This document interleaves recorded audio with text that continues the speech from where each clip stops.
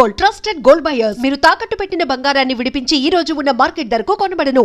Shekhar virus గారు అయితే నాతో పాటు ఉన్నారు. ఆయన గురించి చెప్పాలంటే ఆయన సాంగ్ ఒక స్టెప్ వేస్తే వైరల్. అసలు అంత వైరస్ అని, కరోనా వైరస్ ఎంత ఫేమస్, ఈయన కూడా అంత ఫేమస్ అయిపోయారు. సో శేఖర్ వైరస్ గారితో అయితే బోల్డ్ అని విషయాలు మాట్లాడదా, వచ్చేయండి. హలో అండి, నమస్తే, ఎలా ఉన్నారు?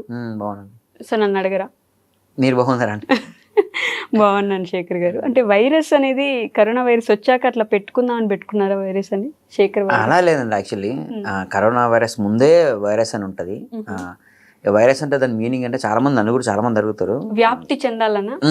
ఎస్, అంటే మనం చేసేది ఎక్కువ స్ప్రెడ్ అవ్వాలి. వైరస్ అనేది చాలా ఫాస్ట్ గా స్ప్రెడ్ అవుద్ది కదా, అలా మనం చేసే వర్క్ ఏదంటే మనం చేసే క్రాఫ్ అయినా ఇలా స్ప్రెడ్ అవ్వాలని చెప్పి అది ముందే అనుకున్నాం, అది కలిసి వచ్చింది. అది మీరు అనుకుని అలా పెట్టుకున్నారా? అనుకునే పెట్టాను, పెట్టుకున్నారు. అది పెట్టుకున్నందుకు కలిసి వచ్చినట్టుంది నిజంగానే. సో మీ గురించి మాట్లాడదాం అసలు. అంటే మా అందరికీ ఆ డాన్స్, ఆ కొరియోగ్రఫీ వరకే తెలుసు.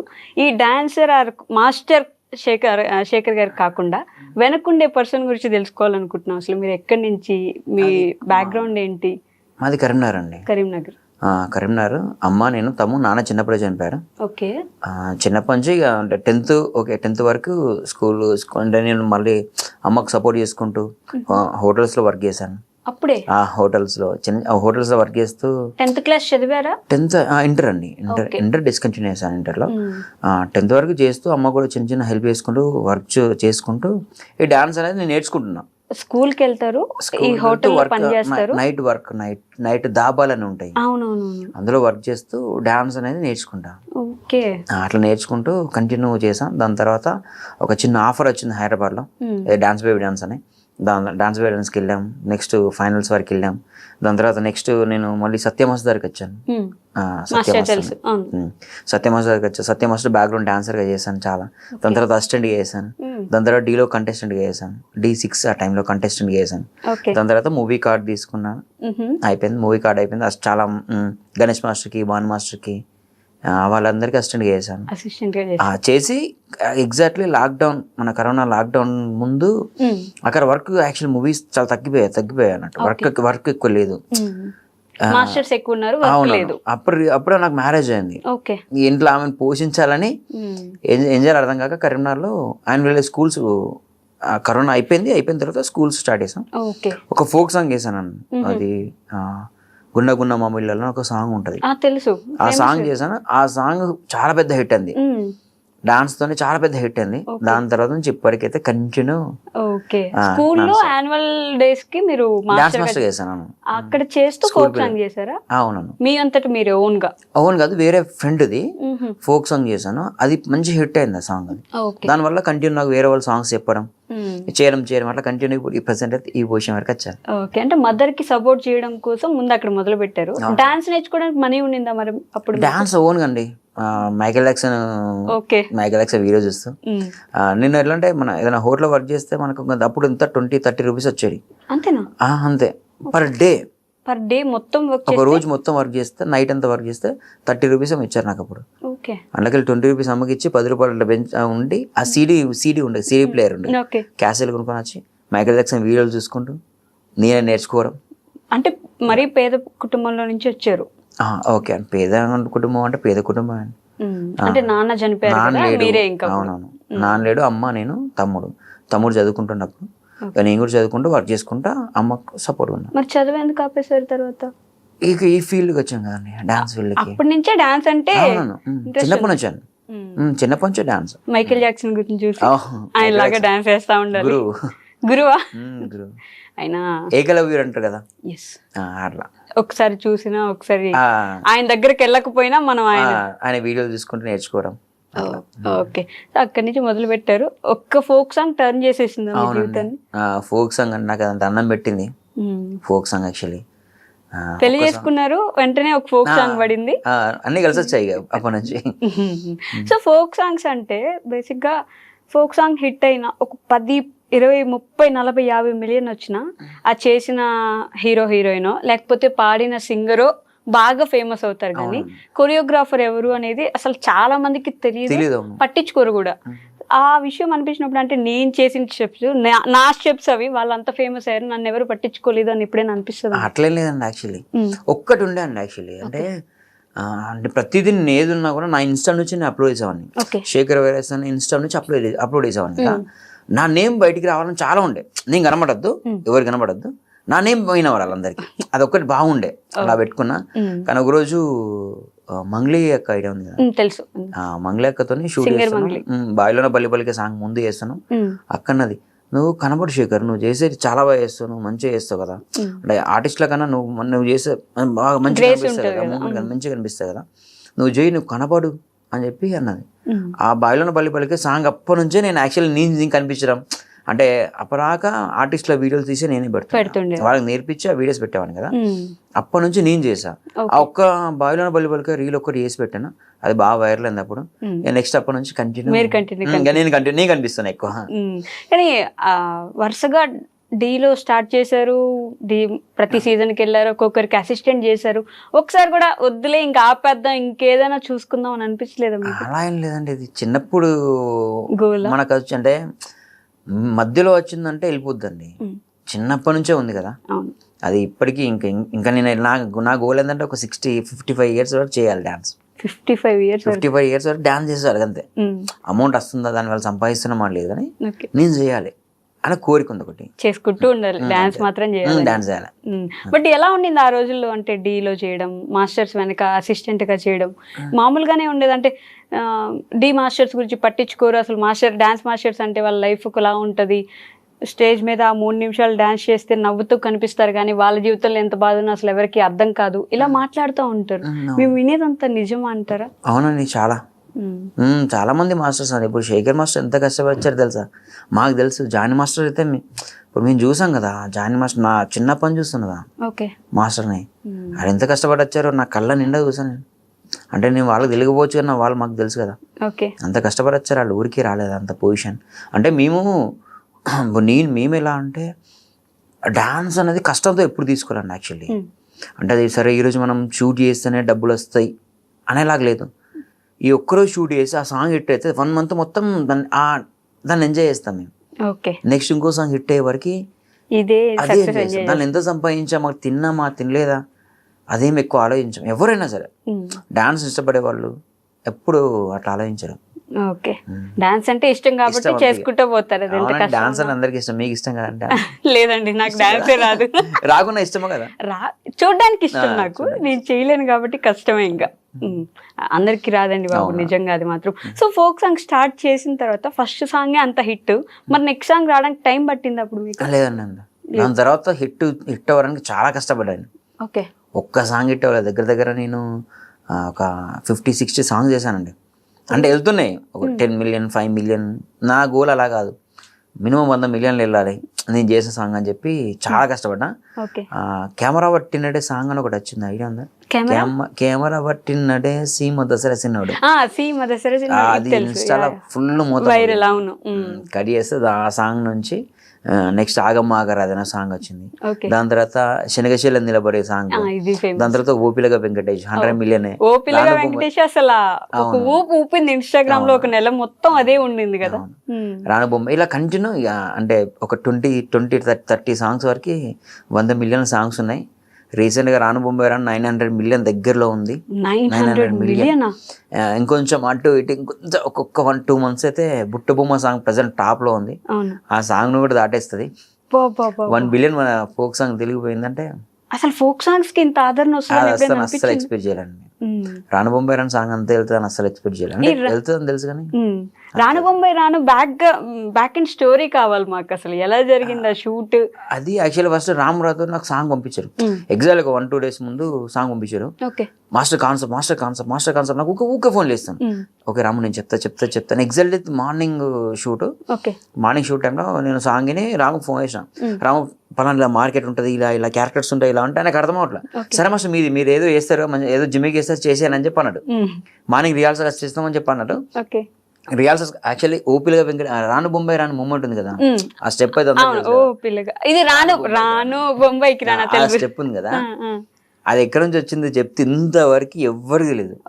ఓన్లీ ఆ ప్రొడ్యూసర్ వల్లి అని అన్నకు తప్ప ఎవరు తెలియదు ఆ మూమెంట్, అంటే ఆ మూమెంట్ ఇట్లా చేశానండి. ఓకే, ఎలా అంటే అప్పటికి చాలా సిగ్నేచర్ మూమెంట్స్ ప్రతి ఒక్కరికి రావాలి, చిన్న పిల్లలు చేయాలి. ఇప్పుడు నేను చేసిన సాంగ్స్ అన్ని మూమెంట్స్ చిన్న పిల్లలు చేస్తారు, ముసలి వాళ్ళు చేస్తారు, అందరు చేస్తారు. ఓకే, ప్రతి ఒక్కరూ చేసేలా ఉండాలి, బాగుండాలి, సింపుల్గా ఉండాలి, బాగుండాలి అని చెప్పి ఒక రాను బొంబాయి రాను ఒక 25 వర్షన్స్ కంపోజ్ చేశానండి. ఓన్లీ హుక్ స్టెప్ ఒకటి. ఓకే, మార్నింగ్ నుంచి మా డాన్సర్స్ రాక్తూనే ఉన్నా, ఒక మూమెంట్ కంపోజ్ చేస్తున్నా, చేపిస్తున్నా, ఫుల్ ప్రాక్టీస్ చేపిస్తున్నా, నచ్చట్లేదు, మళ్ళీ ఇంకోటి అట్లా 25 టైమ్స్ కంపోజ్ చేశాను. వావ్, ఏం అర్థం అవ్వట్లా నాకు, అంటే బాగున్నాయి అన్ని బాగున్నాయి అనిపిస్తుంది, కానీ నాకు చేస్తున్నా, షూట్ చేసుకుంటున్నా, ఫోన్లో చూస్తున్నా, సంతృప్తి లేదు, సాటిస్ఫై లేను. ఓకే బాగున్నాయి కానీ కొంతమందికి వస్తుంది, కొంతమంది రావు. నాదైనా క్యాలిక్యులేట్ చేసుకుంటాను ఎంతమందికి వస్తుంది మూమెంట్, ఎంతమంది చేయగలుగుతారు అని చెప్పి. ఓకే, అంటే మీరు సాంగ్ చేసేటప్పుడు కూడా ఇది ఎంతమంది చేయగలరు, డాన్సర్సే కాదు నార్మల్ ఆడియన్స్. నేను అసలు డాన్సర్స్ పట్టించుకోనండి, ఓకే, నేను చేసేది జనాల కోసమే. నాకు ఏంటంటే పొలంలో నాట్లు వేసే వాళ్ళు కూడా చేయాలి, ఉత్తా చేతి లేకుండా చేయాలి మూమెంట్. ఓకే, అప్పుడు నేను ఫుల్ హ్యాపీ. నాకు ఓకే, కాళ్ళని వాళ్ళు కొంతమంది చాలా మంది వాళ్ళు వీళ్ళు చేస్తారు కదా, చూస్తా మస్తు అంటే మస్తు అనిపిస్తుంది నాకైతే. అట్లా అయితే మేకలు కాసే అంటే మా ముందు క్లాస్ ముందు మేకలు కాసే అంటే ఉంటాడు. ఓకే, ఆయన కూర్చున్నా 24 వర్షాలు కంపోజ్ చేసా, మా మిస్సెస్ పంపించా, ఇంట్లోకి సెలెక్ట్ అయ్యే ఏది నచ్చిందో చెప్పి అది పెడతా, మూమెంట్ పెడతా అని చెప్పి, హుక్ స్టెప్ అది పెడతా అని చెప్పిన. అన్ని బాగున్నాయి అంటుంది, నాకేమో సాటిస్ఫాక్షన్ లేదు. నేను సరే ఓకే ఏం చేసిన, ఒక పని చేసిన, బయట వచ్చి కూర్చున్నా, ఊరికి బయట వచ్చి మీరు ప్రాక్టీస్ చేయాలని చెప్పి డాన్స్ చెప్పి నేను బయట వచ్చి కూర్చున్నా. మేకలు కాస్తానంటే ఇట్లా మామూలుగా ముందు ఏం చేస్తున్నా, మేకలు అన్ని ఇటు వెళ్తున్నాయి సైడ్కి, ఇటు సంథింగ్ ఇటు వెళ్తున్నాయి, ముందు అంత ఓపెన్ ప్లేస్ ఉండే, వాడు చో చో చో చో చో అంటున్నాడు.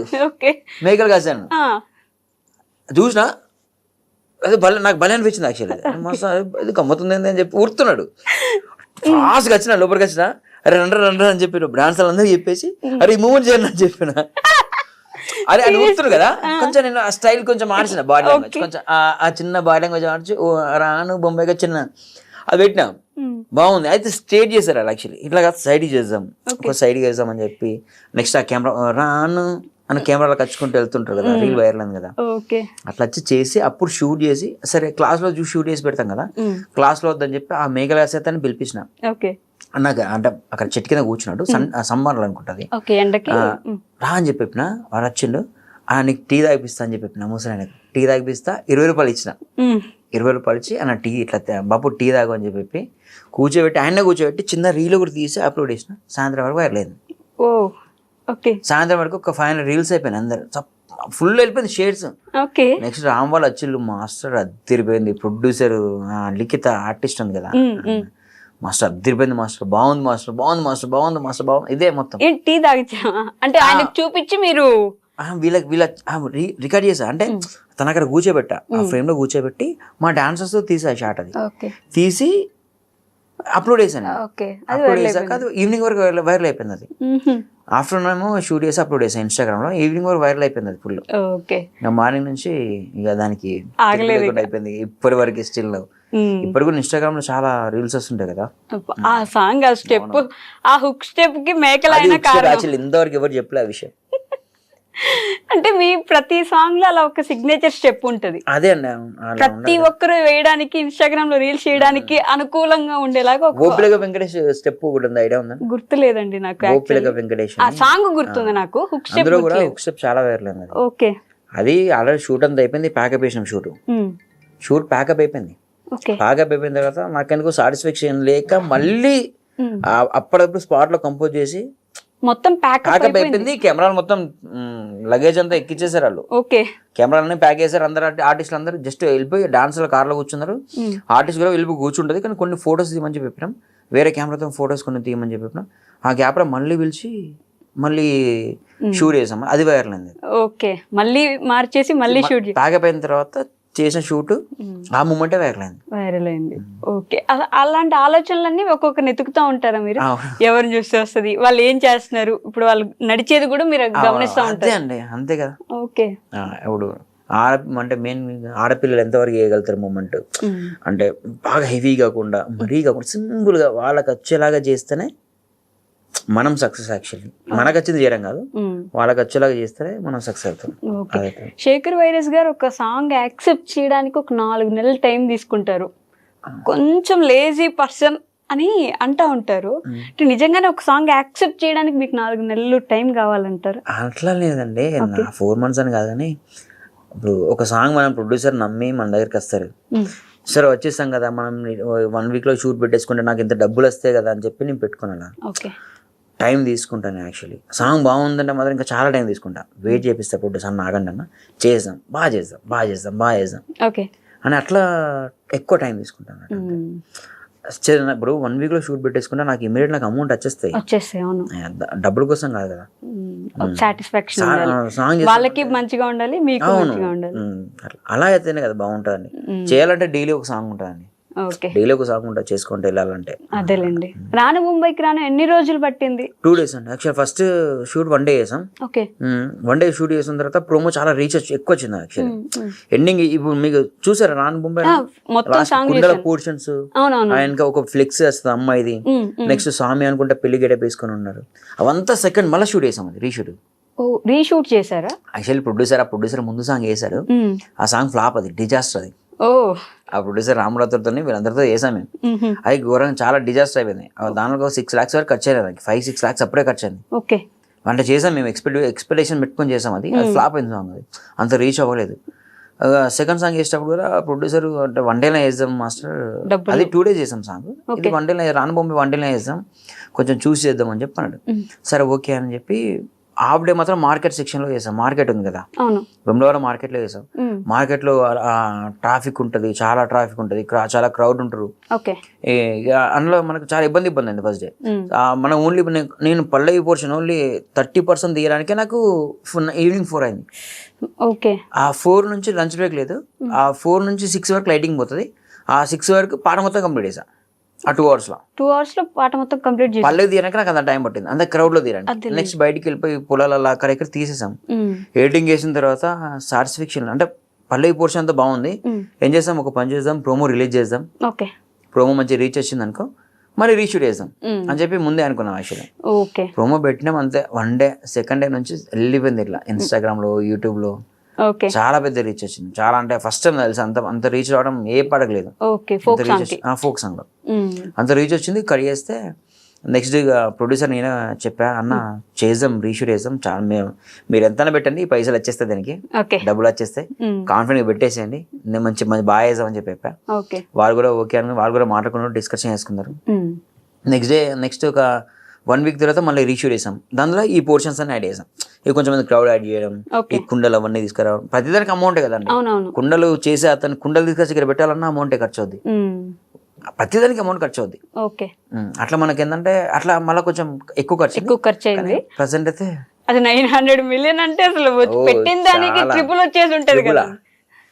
ఏంటండి పెట్టిన దానికి ట్రిపుల్ కదండి, అంటే చెప్పదు యాక్చువల్ గానీ మంచి నెంబర్ అమౌంట్ వచ్చిందండి, చాలా మంచి నెంబర్ అమౌంట్ వచ్చింది. ఓకే, కానీ అలా మీరు నమ్మిస్తారు ప్రొడ్యూసర్స్ ని, అన్నం పెట్టు వస్తుంది ఎలాగైనా సరే, సిచ్యువేషన్ వస్తే పెట్టండి. బాసింగ బలాలు సాంగ్ ఉంది కదా, ఇప్పుడు ట్రెండింగ్ లో ఉంది. బాసింగ బలాలు సాంగ్ కి ఇంత ఖర్చు పెట్టేదని చెప్పింది నేనే.